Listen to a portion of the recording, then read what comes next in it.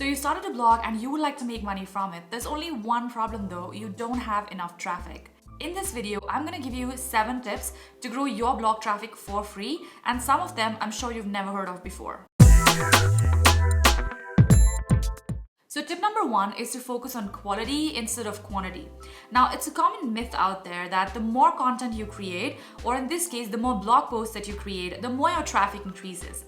I drive over 80,000 visitors every month to one of my blogs, and 80% of my traffic actually comes from just 5 or 7 blog posts. So contrary to popular belief, you actually don't need more blog posts to get more traffic. Now you're probably wondering, how do I figure out what is the right type of content for my blog?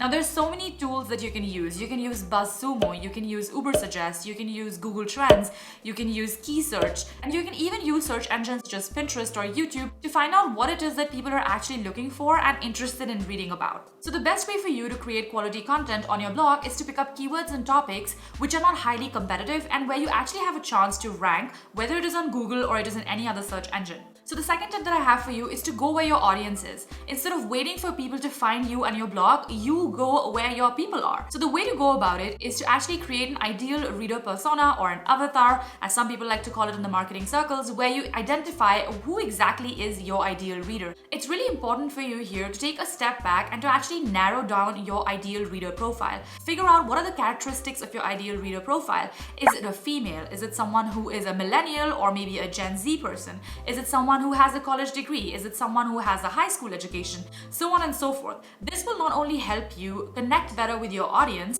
and with people that you're writing for, but it will also help you figure out exactly where your tribe is hanging out. So once you've actually written down what are the characteristics of your ideal reader, now you need to research and find out where they're hanging out. So is your audience on Instagram? Is your audience on Facebook? Is your audience on Pinterest? Once you figured out where your audience is, then you create a strategy to actually go to your audience instead of waiting for them to come and find you. Remember, there are billions of blogs out there. You are just one of them. And if you're just starting out, chances are people are not going to find you organically. You have to make some effort to actually promote your blog to the right audiences. The one thing that I do want to warn you here about is not to get mixed up with too many social media platforms. So it can be really tempting to work on Facebook, Instagram, Pinterest, and pretty much every other platform out there. But you have to take into consideration that you have limited time and limited reach. So make sure to actually maximize your reach on the platform where the majority of your tribe is hanging out and where it is easiest for you to actually connect with them. Tip number 3 is to make friends in the industry. It is way harder to grow in the blogging world alone than it is to actually grow together. So what you can do is that you can find out who are other bloggers out there who have a similar audience to yours and who are not too big and not too small and kind of roughly have the same audience that you do, because those are the people who will be most likely to collaborate with you on your requests. So there are 3 ways of actually going about collaborating with people and making friends in the industry. So the first way is the most popular way, which you've probably already heard about, which is reaching out to someone for a guest post and pitching them a particular blog post of yours on their blog to get you some additional exposure. The second way to reach out to people is to ask them for a quote for a particular roundup post. So let's say that you're creating a post on 30 bucket list items in the world that you must do, then you can reach out to various different bloggers from different backgrounds and ask them for a quote in exchange for a link on their blog. Even if you don't directly get a link to your blog, just opening up the conversation is going to help you further down the line when you actually are ready to collaborate with these particular bloggers. And the third way to start a relationship is to ask someone for an interview. Now you can either pitch yourself as a guest in someone else's blog, or you can ask them to be an interviewee on your blog. Now what this does is that it builds a relationship with fellow bloggers in your industry who will then share your blog and your social media channels with their audiences as well. Now I know that collabs are not that easy and it can be hard to keep pitching and sending cold emails. However, if you just go with a simple aim such as 1 collaboration per month, whether it's a guest post or an interview post or it is a roundup post,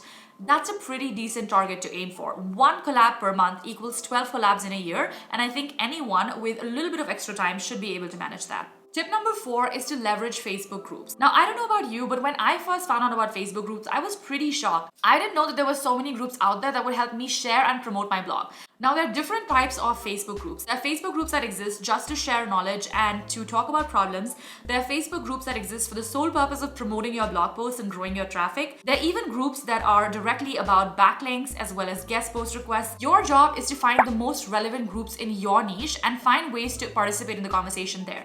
Now, even if you don't directly go and promote your links in a Facebook group, you can use these groups to actually connect with people, share with people, look for guest posts, collaborations, etc. Facebook groups are also a great way for you to keep up with the trends in the industry because you always know what's going on with the chatter in these groups. So even though I don't use Facebook groups anymore, they're actually the reason why I have a course called Pinterest Traffic Explosion, because it was by being in these groups that I realized what a big problem people had with growing their traffic and using Pinterest. And this is where I realized that this was something that I had expertise in because I drive hundreds of thousands of page views from Pinterest every month to my blogs, and this is a service that I want to share with my fellow bloggers as well, which then led me to my course, which now leads to passive income pretty much on autopilot every month. Tip number 5 is to use Pinterest for traffic generation. You saw that coming, right?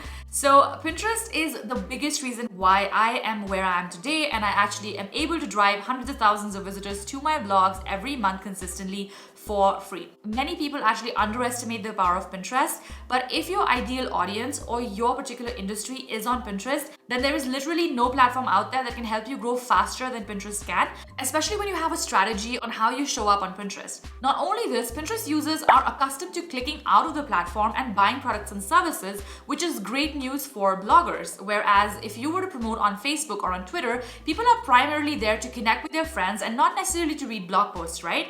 This is what makes Pinterest really unique, and the user base that Pinterest has really unique as well. Which means for you, there's so much opportunity to actually generate traffic from Pinterest if you're not leveraging it in a smart way. Now, I have tons of videos on this channel which are related to Pinterest marketing. Make sure to check out my Pinterest for Business playlist so that you can grow your traffic using Pinterest. Tip number 6 is to optimize for success.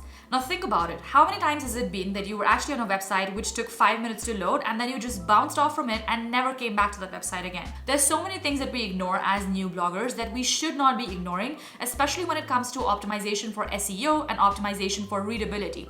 Now, if your text is too small or your website is taking too long to load, people are going to bounce and not come back. It's important to remember here that growing your blog's traffic does not happen in a silo. There are so many different factors that actually contribute to your blog's growth. You have to ensure that from the time someone discovers your blog to the time that they actually click through and come on your blog post to the time that they leave your blog, all of these steps have been optimized and carefully thought out. An easy way to go about optimization is to just send your blog's link to your friends and family and ask them for feedback on what their experience with your blog was. Now, this doesn't mean that you need to be investing in high-end themes or high-end plugins. A lot of free themes and free plugins can do the job for you, especially as a beginner blogger, but you do need to ensure that you spend some time understanding how these themes and plugins work together and making sure that the reader's experience on your blog is nothing short of stellar, because when your reader is happy, they are going to come back to your blog again and again, resulting in more traffic. So tip number 7 that I have for you to grow your blog traffic is to use Google Search Console.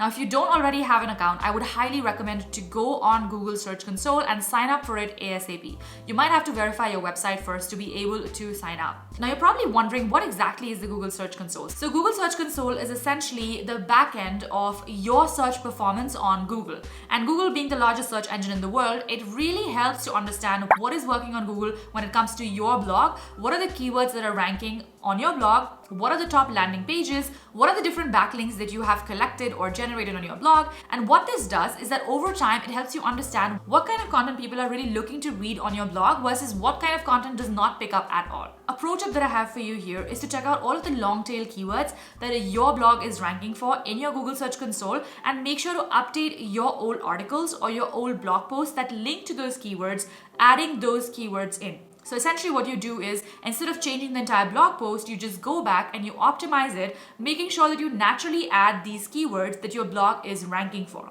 What it does is that over time, it helps you go up and up on Google search, which is the aim for you when it comes to driving more traffic from Google. One of the other features that I really love about the Google Search Console is the site links feature. You can actually identify which of your blog posts are gathering the highest links, and you can even identify where all of your links are coming from. You don't need to even pay for this service. It is completely free, and I would highly recommend that you hop on it if you're serious about growing your blog traffic. Now, I know how hard it is to drive traffic to your blog, especially when you're starting out in the first 6 or 8 months. And because of this reason, I identified Pinterest as a source of traffic for me early on in my second blog and made sure that I was successful using that platform. If you're interested in learning more, you can check out my free Pinterest traffic masterclass, which is linked in the description box below, and tons of other resources that I've included in the description box as well. If you like this video, don't forget to let me know in the comments which tip you are going to try out straight away. If you would like to see more such content, don't forget to subscribe to the channel and hit the bell notification. I put out weekly videos, and I would love to see you in the next one.